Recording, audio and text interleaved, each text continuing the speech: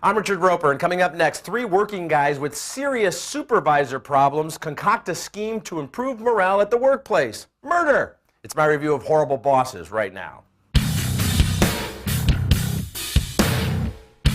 Horrible Bosses plays like a guy-centric 21st century version of the old workplace comedy 9 to 5. There are moments when I thought it was going to be the funniest movie of the summer, and other moments when I thought, come on, punch up that script. Jason Bateman plays Nick. He's constantly tortured by Kevin Spacey, who's basically doing a variation on the legendary horrible boss he played in Swimming with Sharks. You ought to check out that movie. You know that last month you made me work so late, I missed saying goodbye to my gam-gam? I'm sorry, what? My grandmother. I told you that I needed to see her because she was very, very sick. You said if I left early, I'd get fired. And she died before I made it to the hospital. I'm sorry. Thank you. I had no idea that you called your grandmother Gam.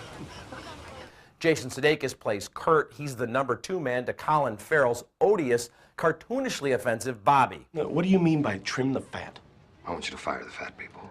And then there's the squeaky-voiced Charlie Day. He's a dental hygienist, constantly fending off the advances of Jennifer Aniston. Aw, poor guy. Can we stop doing this thing here? Why? Because you have a girlfriend.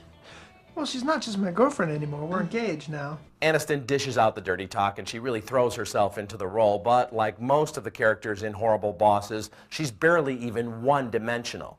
And because we get only a few brief glimpses of the workplace anguish these guys are going through, it seems beyond contrived when they enlist the services of Jamie Foxx to help them off the bosses. The po-po. That means police. We'll still pin it to you. We all have clear motives for killing our bosses, so this is not going to work. This is garbage. Bateman and Sudeikis are reliable comedic screen presences, but Day is kind of an acquired comedic taste, and for me, his line readings fell kind of flat.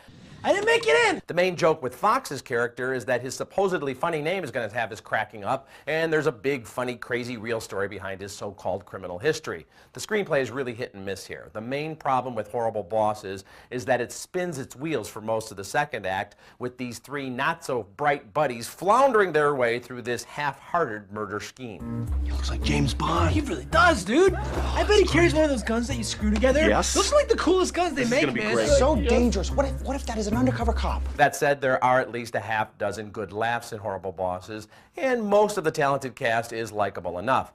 The movie isn't dark enough to become a sicko classic, and it kind of wanders around from one set piece to the next before reaching a hasty conclusion. I'd give it a C+. I'm Richard Roeper. You can get all my reviews at richardroeper.com and on Reel's channel, TV About Movies.